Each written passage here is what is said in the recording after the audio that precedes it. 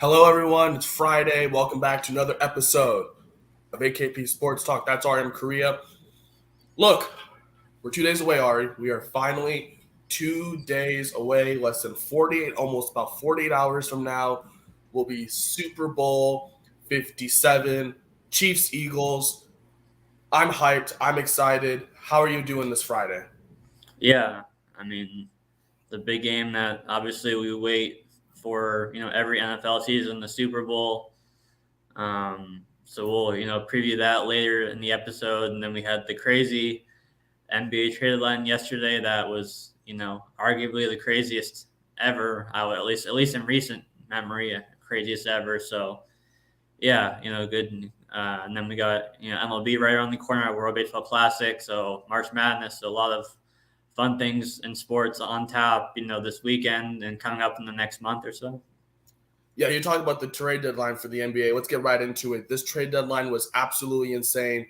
We saw some of the craziest trades. This came at 1 a.m. on the East Coast, 10 a.m. on the West, 10 p.m. on the West Coast, excuse me.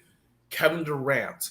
Obviously, he was a name that was being rumored for a trade after the whole Kyrie trade. And here we go now. He's now officially moving to the Western Conference. He was traded from the Nets to the Suns for, I believe, Mikal Bridges, Cam Johnson, I think Jay Crowder, and 4 firsts and a pick swap.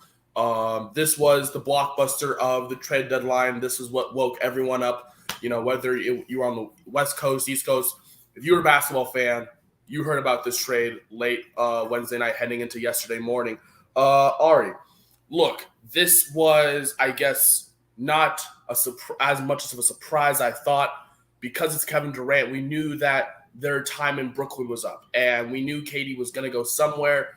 And now he finds himself in a really good position in a championship contending team in the Suns. Obviously, he surrounds himself with Booker, CP3. I even forgot TJ Warren got sent to the Suns in that trade as well. And then Kevin Durant, and then they also have DeAndre Ayton, which is a very powerful top starting five. You have 4 all-star starters in terms of their ability. And then TJ Warren, if he's playing like he was in the bubble, it's lights out for this Suns team. And then, for the Nets, obviously they pair their trade with the Mavs when they traded away Kyrie. They get Mikal Bridges, who's very good defensively. They get Cam Johnson, who's a solid shooter, and they also get, plenty of picks. And I feel like you can't really complain if you're the Nets in this trade. Ari, who do you really think, quote unquote, won this blockbuster Kevin Durant trade to the Suns? Yeah, I mean, I think it's like I thought Durant, might get traded, but I thought it was going to be, in the off season, not right after Kyrie was traded. So it's like I wasn't shocked to see him traded, but I was shocked to see how early he was traded right after Kyrie was traded.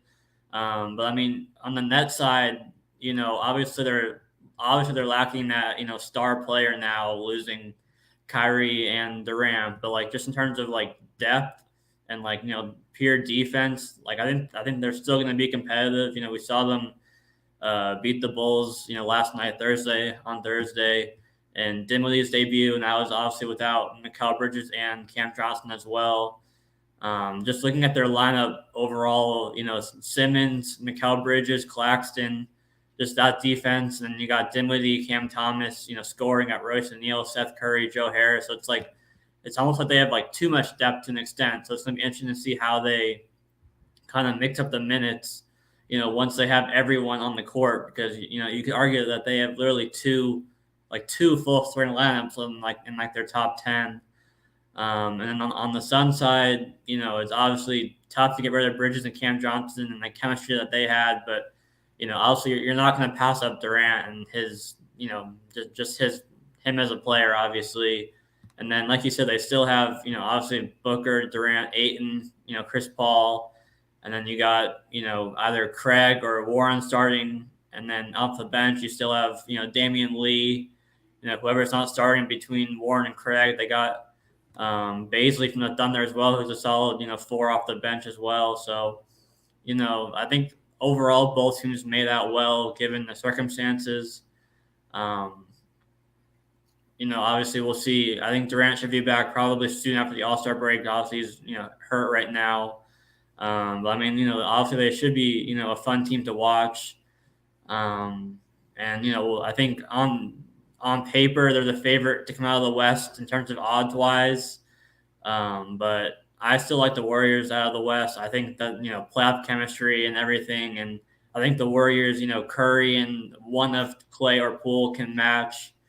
Paul or not Paul, Booker and Durant, and then I think chemistry obviously means a lot come playoff time and long grueling series, and I think that obviously the Warriors are struggling right now, but I think we'll talk about the moves that they made a little bit later, but I think that I still like them in the 7-game series, but it should be a fun one if these two teams were to match up. Yeah, I mean, when you look at this Suns team, right, it's like how much more complete can they be, right? They have one of the greatest shooters of all time in Kevin Durant. They have a great scorer in Devin Booker. They have a great point guard general in CP3, and they have a rebound machine in DeAndre Ayton. And I feel like, okay, that's a complete starting five. The only real question about the Suns team, I would say, is their depth and their bench, because they traded away most of their defense in terms of what Mikal Bridges brings to the defensive side of the game. We've seen him be a candidate for Defensive Player of the Year. In fact, I feel like he should have won last year instead of Marcus Smart, but it's to each their own. But I feel like the Suns team is definitely a contender now. They needed to make a move, and I remember hearing about this last offseason when the first trade rumors of KD and Kyrie both started to come up. And we were talking about how Kevin Durant would potentially look on this Suns team. And, now we get to see it in true fashion. And it's going to be interesting to see when he comes back what this Suns team is going to look like in terms of their rotation and their depth. Because, I mean, yes, they did play last night, and I believe they lost to the Hawks on the road. But, they were missing, like, most of their key guys. Devin Booker's still injured, they were starting guys like Torrey Craig. Like, I'm sorry, but Torrey Craig is not a starter. And, even though DeAndre Ayton and Chris Paul are kind of the focus point, now you bring in, right, Devin Booker, who's going to be coming back, I guess, any game now because he's day-to-day. And then once Kevin Durant's back healthy, I think this is going to be one of the scariest starting fives in the whole entire West. And I do think that this team can be a contender, but I don't know how far their starting lineup can get in a 7-game series where, you're playing the same team over and over again. You don't have that many role players. I agree. I feel like the Suns could be like a great team in the regular season, but, when they hit the playoffs, I don't know how much of their depth is really going to contribute. So I'm a little weary if I'm the Suns, if I'm picking them to win the championship, to win the finals, excuse me. But you look at the Nets, right? And they went through this whole cycle. It started with the whole KD Kyrie going to Brooklyn. And then, everyone was talking about how the East is going to run through Brooklyn and all that nonsense. And then, and then they even got James Harden, KD Kyrie James Harden. No one's stopping them except themselves. And I feel like that'll come up, because the Suns, they have a lot of personalities. Devin Booker, obviously, big personality. We've seen his antics in terms of, getting under Luka's skin or some of the Mavs players' skin. You look at Chris Paul, right? And you say, when is this man going to get his ring? You look at DeAndre Ayton. He wanted all that money, and he got it, and he's playing decent, but he needs someone else to contribute to him. And then you bring Kevin Durant, and that's another personality in itself. So if the Suns don't make it to the finals, I feel like the Suns beat themselves, because there should be no excuse for the Suns team to not make the finals because of how talented their starting five is. But I feel like, it's going to happen again. I don't know why. It's a great trade, but I just feel like, I don't really know how this Suns team is going to mesh well with CP3, Kevin Durant, Devin Booker, and DeAndre. And they're all stars, but, that chemistry is going to take a little time. Who's going to want to shoot the ball between Kevin Durant and Devin Booker? There's a bunch of questions like that are underlying, but, they have to be presented. So, but, this is definitely one of the biggest trades at the trade deadline that I've ever seen in terms of the haul that was given up And Uh, and Durant's under contract, I think, through what, like 26, I believe. So I mean, even if they don't, win it all this year, doesn't mean it can't work out, next year, 2 years from now, or whatever. But obviously, it's going to be interesting to see because I mean, the Suns made the finals run like 2 years ago, I think it was, against the Bucks. But I mean, overall, it feels like Booker and Chris Paul. I mean, I don't have any like stats to back this up. But I feel like sometimes they don't play to what they do in the regular season and the playoffs at times. But now, now they'll have less pressure on them. Obviously, with Durant there. And then you figure Booker's fine being the whatever you want to call it, 1B or 2 behind Durant. Bring him to the team. But I mean, odds wise, they are the favorite. The Celtics are still the favorite overall to win the finals, and then the Suns are right behind them. So, I mean, Vegas and odds, whatever you want to call it, likes the Suns to at least come out of the West at the very least. Um, though obviously they'll be the top contender, on paper, but we'll see how the rest of the regular season and the playoffs kind of shape out. Yeah, I'm definitely very excited to see what the outlook is for the Suns team. You mentioned, it was just literally like a few years ago when they made that finals run and lost to the Bucks in 6 games. But and now you have bringing Kevin Durant. He's an already big star in itself, and you mentioned he's still under contract, so they could definitely restructure some things and build a team and a bench around their stars. And I feel like that's definitely going to be a key to their success in the future. Going from another big trade, from one big trade to another, Russell Westbrook. This was not as big of a headline, but a bigger headline in the 3-team trade that sent Russell Westbrook to the Jazz, D'Lo back to the Lakers, and Mike Conley up to Minnesota. Look, this was what the Lakers needed. The Lakers got Jared Vanderbilt, Malik Beasley, and D'Angelo Russell. I feel like the Lakers had a great trade deadline. I feel like this is exactly what they needed to do. They looked to D'Angelo Russell in terms of his shooting ability. They looked at Jared Vanderbilt, and they looked at Malik Beasley. They said those three are going to be huge for us. And obviously, with this whole story with Russell Westbrook and the friction in the locker room and the friction with the coaches, it's sad to say, but it could be the downfall of Russell Westbrook. And I don't say that lightly. I say it with regret because this man was MVP candidate from 2016 almost to 2020. He was at the top of the game, consistently putting up good numbers throughout the season. And, now it's kind of seems like his role is being diminished slowly and slowly. And now he's probably going to be, I'm assuming he's going to be bought out of his contract in Utah. And I've heard that the Clippers are interested potentially, and he's interested in going back to LA. So that could be interesting. See him going from one LA team for another. But Ari, look, I mean, this was a 3-team trade that I believe the Jazz got a pick or a few in this trade. And then I know the Minnesota Timberwolves, I think, got 2 picks. This was a trade that I did not expect to see, but I feel like this really worked out for the Lakers in terms of what they needed, in terms of finding some actual, players that can go around LeBron and build a starting lineup around him that'll actually be that'll be contending for a championship. Do you really think that this will be the trick? I mean, with the Lakers, we've talked about, them bringing in all these veterans and, all these big guys that, who have at least 36 and, are outdated. And now you bring in, some fresh younger faces. Do you think this is going to be the thing that takes this Laker team from a barely playing team to potential playoff team as we head into the second half of the regular season? What do you think of this trade? Yeah, I mean, I definitely liked it for the Lakers. You have to kind of feel bad for Westbrook, kind of, bouncing around at this point, but it sounds like that there was something that happened between him and the coach, behind the scenes that obviously we don't know about. So, like you said, he'll probably be bought out of his contract with Utah, and then the Clippers or the Heat, like a team like that, will probably sign him.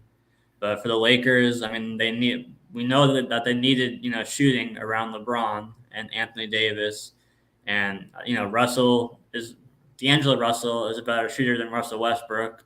And then you get, Beasley, who's like a 40% 3-point shooter. Vanderbilt's a solid role player. So I definitely like this move, this move for the Lakers. Um, I didn't mention it, but then they also traded, Pat Beverly from Mo Bamba at center. So they definitely really reshaped their team, obviously around LeBron and AD. Moving in a couple guards, bringing basically 3 guards in here, and Russell Beasley and Vanderbilt, who all play key roles. You probably got Russell Beasley, LeBron, Rui, and Davis starting, and then Schroeder, Reeves, Walker, Vanderbilt, Obamba off the bench. So you're definitely a lot deeper. I feel like making these moves. And then, just overall better shooting around LeBron, which when LeBron drives and brings in 3 guys guarding him at the hoop, you need those reliable shooters on the outside that you can rely on, in the playoffs. And I think obviously the West got way more stacked this trade deadline overall. So at the top, I think the Lakers could potentially. They're not even like in the play-in right now, I believe. I think they could still make a run to be either a top team in the play-in or even the top 6 team outside the play-in. But we only have 25 games left, so there's not that much time left for that to happen. But they are for sure a playoff team at the very least right now.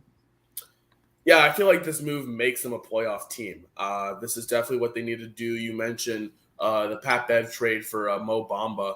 That because they sent Thomas Bryant to Denver earlier, so they have better size inside in terms of backup Anthony Davis, and that's really just what they needed. The Lakers made the moves they were supposed to make to try to climb themselves out of the border of the play-in, because right now I think you're right. I think they're sitting right on the outside looking in, and I feel like they are maybe 1 or we'll see how this rotation looks, but I feel like if they really want to make a playoff run, they got to start winning games. And the whole when LeBron James won the scoring record, we saw Anthony Davis sitting down and he was looking pissed, but it's because they were losing, and in that time, like, they lost the game. Like they need to start winning games. Like, why? I wouldn't want to lose a game where I win the scoring title in. Like, I want to win that game, and I feel like that's kind of been the tipping point for this Laker team. We'll see how they do in the second half of the season. You mentioned there's only like 20 to 25 games left, so it's very early. But at the same time, time is ticking, and the Lakers got to start piling up wins in a very not wide open, but yet at the same time more difficult Western Conference that has the likes of Kyrie Irving and Kevin Durant, and now a lot more star-studded talent coming into this conference. Definitely something to look out for. For Minnesota, I feel like it's not a great replacement, even though Conley is not like the floor, is more of a floor general. He's not going to be like more of a D'Lo who takes it upon himself to, climb them back into the game in terms of his shooting. You can kind of let the Ant-Cat duo let them do their thing, in terms of how they shoot the ball, and then Rudy Gobert with his defensive ability for Minnesota. I feel like it's a solid deal for Minnesota. And then obviously Utah, they were a great story, in terms of how they've been battling around the play-in. But I feel like this was the trade to say, you know what, we are giving up on that. And they are investing for the future. So, 15 first-round picks through 2029, they're looking like the OKC Thunder with Sam Presti. Very impressive. So Utah can't complain about that. They're stacking up, and this was definitely the trade the Lakers needed to make and wanted to make. So this was definitely a good trade for the Lakers. Moving on here, we have another one. This was kind of around the end of the deadline. My Warriors. First, they did a 3-team trade with the Pistons and Atlanta. They traded away James Wiseman to the Pistons for Saddiq Bey, and then flipped Saddiq Bey to Atlanta for 5 seconds. And then after that, they flipped those 5 seconds to Portland to get Gary Payton back. A lot of second-round picks were flying on yesterday. That was the biggest commodity of the trade deadline, 5 second-round picks. Personally, I say that this was the Warriors' move that they needed to make. I feel like they could have made another move as well. But, trading away Wiseman, who has been an absolute letdown for this team, I feel like sometimes you got to cut your losses, as they say. Excuse me. And James Wiseman, obviously, he was a bust from the get go. He never really got himself under himself. He had his debut against, I think it was the Brooklyn Nets, where he had that great game and everyone was hyping him up, and it started to be the beginning of something bright for Wiseman in terms of his two-way ability. But it just never really blossomed to anything. And we sit here and now we say, James Wiseman, hopefully he can rebuild in Detroit, and the Warriors bring back some good defensive presence. A guy who they literally just won a championship with because of his defensive presence in Gary Payton II. Ari, look, you can say that the Warriors could have made a bigger move. I've heard that the Warriors were linked to OG Anunoby, as a potential trade, but that didn't happen. And I guess they had to settle for Gary Payton, which is a great move, but I feel like they could have done more. For this Warriors team who is in a stacked Western Conference now, is this enough? Because the Warriors definitely needed to make a move at the deadline in order to kind of save their season. And, now with Curry going to be out for an unforeseeable amount of time, was this the right move? And, some people say yes, some people say no. I feel like this is a great trade for the Warriors just to get their defensive presence back. What do you think of this multiple team trade between the Blazers, the Pistons, and Atlanta, and the Warriors? Yeah, I mean, it's obviously been kind of a weird start to the year for the Warriors, just overall, especially given their road struggles. But like I said before, I still believe in them to come out of the West come playoff time. I mean, it's been kind of a struggle for Clay most of the year, but he's kind of turned it on as of late. And push comes to shove, I think Saddiq Bey is a better player than Gary Payton, but the Warriors don't need more offense and they need more defense. And obviously Payton is the better defender than Saddiq Bey, and obviously he has the chemistry coming out, playing with them just last year. So like I saw the night before they played this the night before on Wednesday, Blazers Warriors, and he did a jersey swap with Jordan Poole, and then not even 15 hours later he's back on the team. So I thought that was cool. But yeah, I mean, with Wiseman, I think it was pretty clear that he needed a fresh start. I did think that Detroit was a little bit of a weird place, just given that they already had Isaiah Stewart and Jalen Duren. But I mean, I guess they're gonna start Wiseman and then one of Stewart or Durant together, and then kind of see how it plays out in terms of those three. But obviously Wiseman definitely needed a change of scenery or whatever you want to call it out of Golden State, because that just wasn't going to work out. He wasn't even in the rotation at all recently. But I mean, yeah, I think Curry should be back within a couple weeks, I believe. They might fall in the play-in, or maybe they get hot late and they finish fifth or sixth in the West potentially. But no matter what the route is, I'm not a believer in any of the top teams right now in the West in terms of the Kings, Grizzlies, or the Nuggets, Grizzlies, or Kings in terms of the playoffs and beating a team like the Golden State. So I'm still a believer in the Warriors to come out of the West and potentially win it all again this year. Obviously they've had their road struggles. They've had their struggles defensively. Payton should help them defensively. And then, all they have to do is win one game on the road, really, to pull out the series in a 7-game or 5-game, whatever it is. So, yeah, I mean, obviously the Warriors could have made a bigger move, but I felt that they didn't need to make a bigger move at the end of the day.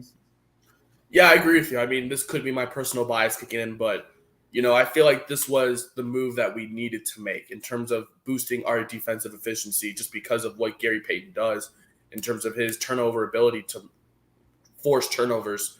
And, you mentioned it. It was kind of funny. The Warriors literally just played the Blazers as soon as the Josh Hart trade happened. And Gary Payton and Jared Poole, did that, Jordan Poole and Gary Payton, they did that jersey swap. And, 15 hours later, Gary Payton's back home. So I feel like for Wiseman, obviously you mentioned, I feel like he needed the fresh start. Look, he was in the G League. He was in our G League affiliate for most of his time. in Golden State. It just never worked out. I agree with you. I feel like going to Detroit is questionable just because of all the size they have in terms of Isaiah Stewart and Jalen Duren, but maybe it's because he's more of a scoring, more his ability to score, I guess, brings a different kind of value that Detroit really likes. So, maybe that can be a fresh start for Wiseman. You mentioned Saddiq Bey and his defense, but flipping that to Atlanta for Gary Payton, I feel like is a win for the Warriors at the end of the day. You mentioned they always have chemistry with Gary Payton because he literally was just on this team a year ago when they won the championship. So it's not going to be anything awkward. He's coming back to pretty much the same roster, same team. So I'm very excited to see how this Warriors team looks potentially on the road. And you mentioned how wide open the West looks with the Kings, who, look great right now, but, they could dissipate if they make the playoffs. Same for the Grizzlies. I'm fine in the West going 7-8 against West teams. And then, even though the Nuggets look like one of the scariest teams in terms of, how they play, they made some very questionable moves at the deadline too. And I don't know. To me, Denver is more of a regular season team and not a playoff team. That's kind of how I view them. Yeah, they're definitely regular season champions every year. They can't really get it done.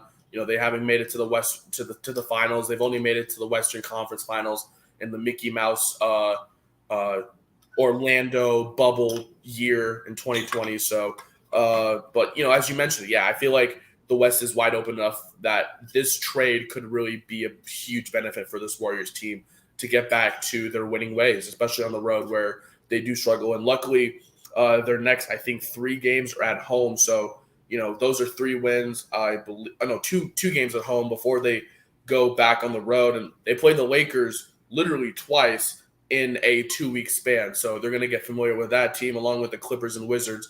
I feel like they could definitely win a few games out of that stretch, along with Gary Payton coming back. That's a huge acquisition. And just in, I don't know if you saw this, but breaking news from Woj, we have some replacements being named for the All-Star game.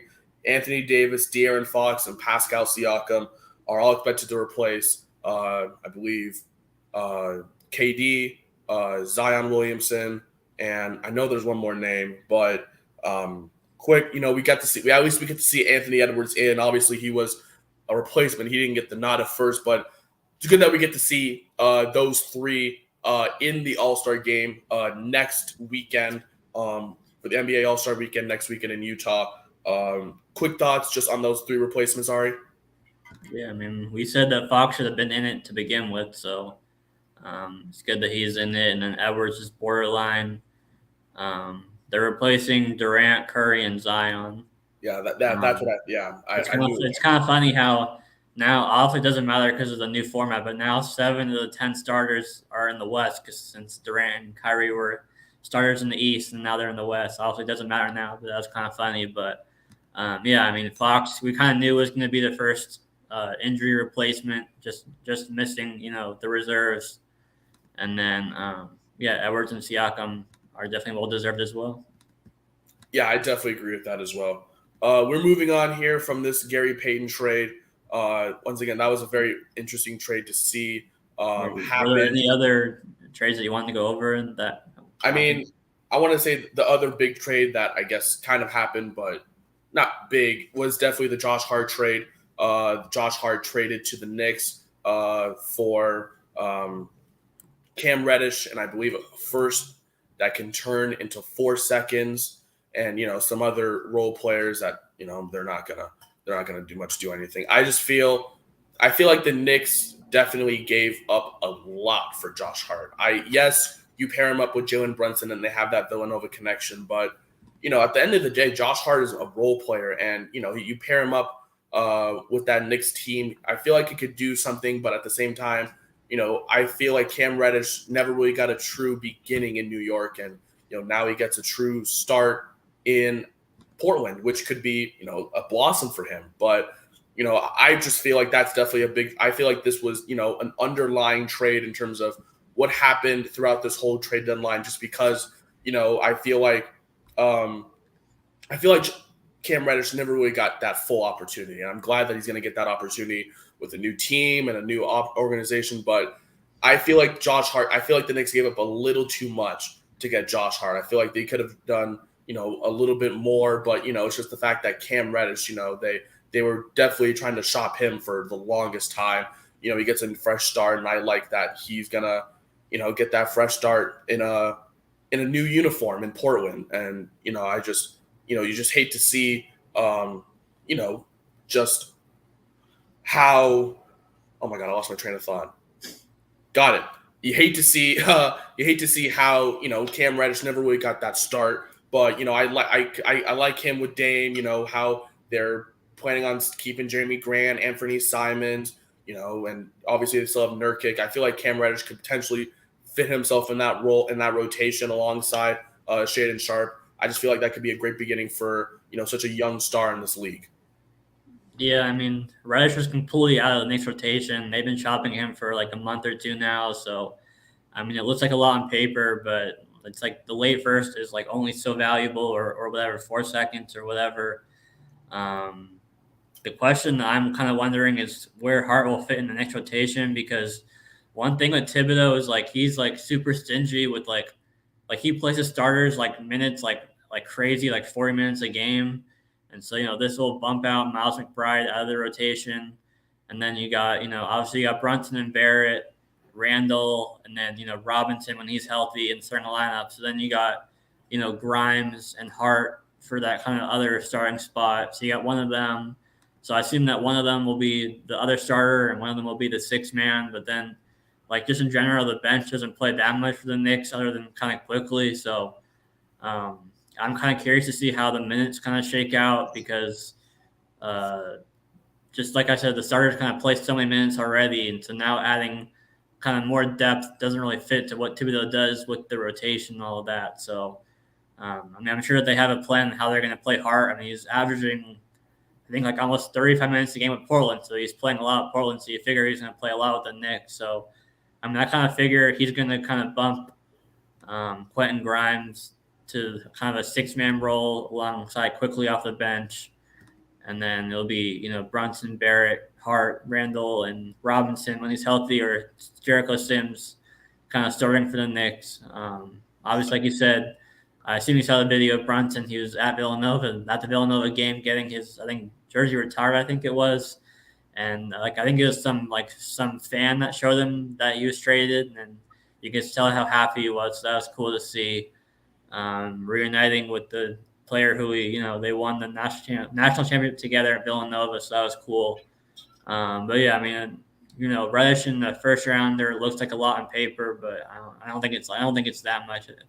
Just given how much they wanted to get rid of Reddish as well. Yeah, I definitely agree with you. It was more of the offloading of Reddish as more of the intake of Josh Hart in terms of how he's going to fit in that rotation. I definitely agree with you there. I don't know if Thibodeau is going to really, utilize him as his potential in terms of minutes, just because of what he currently does with the Knicks and all that stuff. So I definitely agree with you there. Now we're finally going to get to the big game, Super Bowl Sunday, 2 days away. Ari, this is finally here. It's finally here. I'm very excited for this. Do you have any player props that you're looking at? Anything betting wise? And also, who do you think is going to win? Who's going to win? Eagles, Chiefs? Do you think it's going to be high scoring, low scoring? What are your thoughts? What's your prediction? Yeah, so last I looked, I think the Eagles are still a 1.5 point favorite. So it's that pretty much that line stayed about the same over the 2 weeks, or at least the last week and a half or so. I kind of hinted towards it when we first went over, like right after the conference championship games. We kind of went over, and I'm still going Kansas City.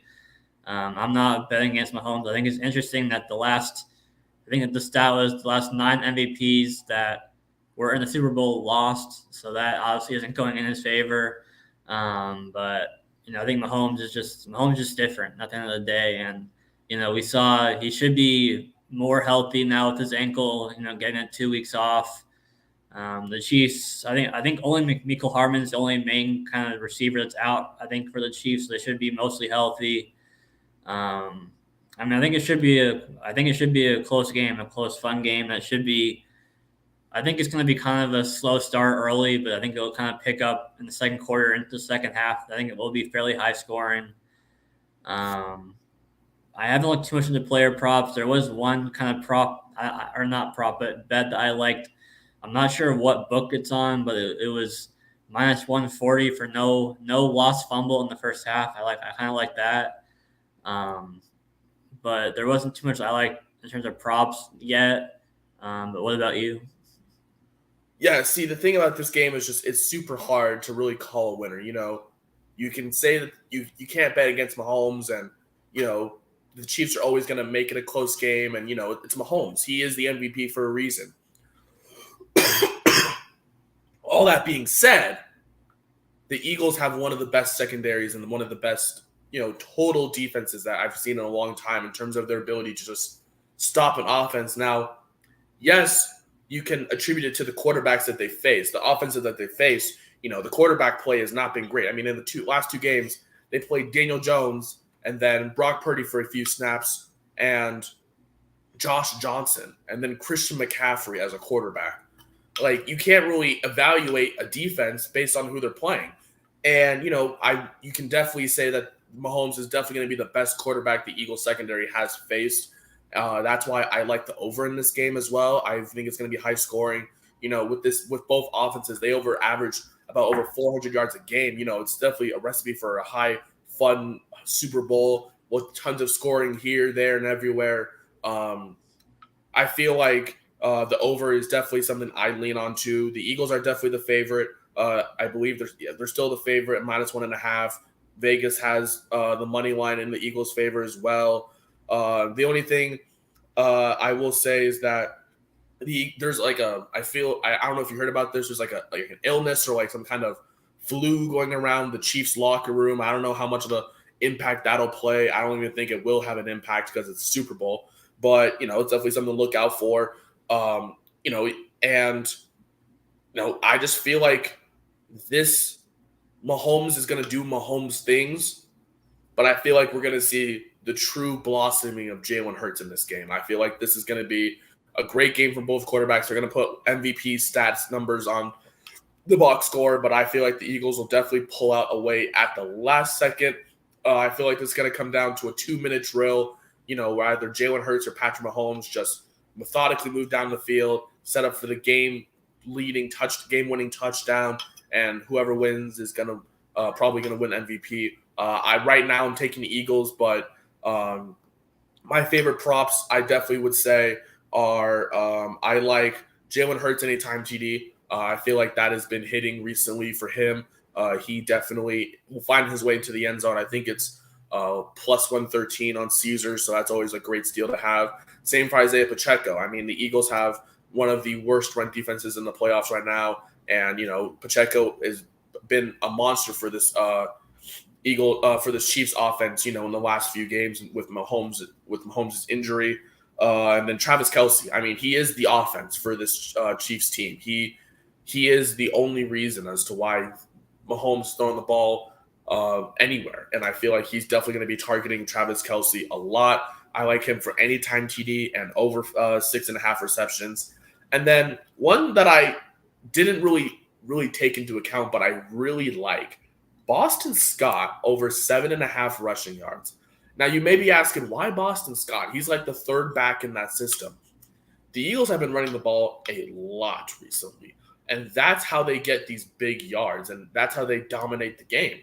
But I feel like 7.5 rushing yards for a man who's been averaging at least 10 in his last 5 games, I feel like is a recipe for success. So I would say those are the 6 I like including the over in this game. But if you had to point a gun right now and tell me who's going to win this game, I'm going the Eagles are going to win this game 35-31 off of the game-winning touchdown, down by 3. They're going to be down 31-28. It's going to be 2 minutes left. Jalen Hurts going to drive down the field, get the score, win the game over. I'm going 30-27 Chiefs on a game-winning 47-yard field goal by Harrison Butker.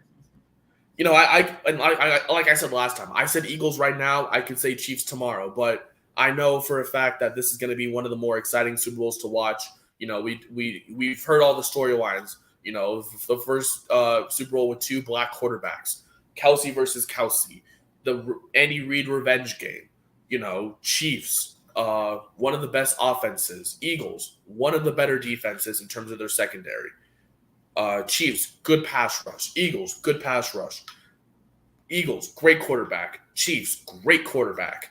You know, and Eagles, great receivers. Chiefs, great tight end. It's definitely going to be a fun game to watch.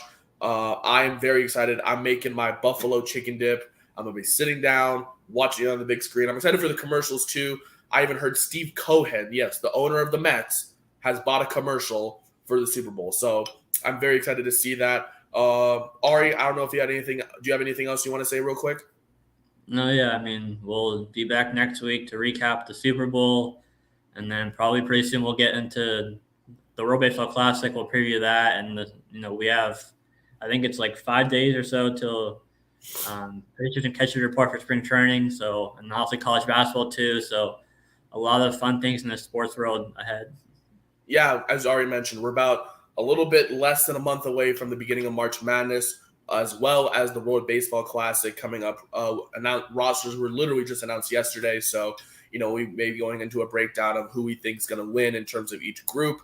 You know, we talked about the NBA. You know, All-Star Weekend is right around the corner. That's a week away, and you know we're going to be seeing, you know, we're going to be picking who's going to be winning the 3-point contest, dunk contest, all that fun stuff. You know, and then you mentioned it, pitchers and catchers right around the corner, and then obviously Monday we'll be back here for you guys to do a full recap of the Super Bowl and kind of a season debrief and kind of what to look forward to heading into the offseason for the NFL. But for now, that's going to be it for us. That's Ari. I'm Korea. Thank you guys for coming. Don't forget, like, share, subscribe, comment, share with your friends, family, dogs, grandpa, grandma, aunt, uncles, whoever. We appreciate all the love and support that you guys give us. And we hope you guys enjoy the Super Bowl. That's Ari. I'm Korea. We will see you guys Monday for the Super Bowl recap and the season debrief.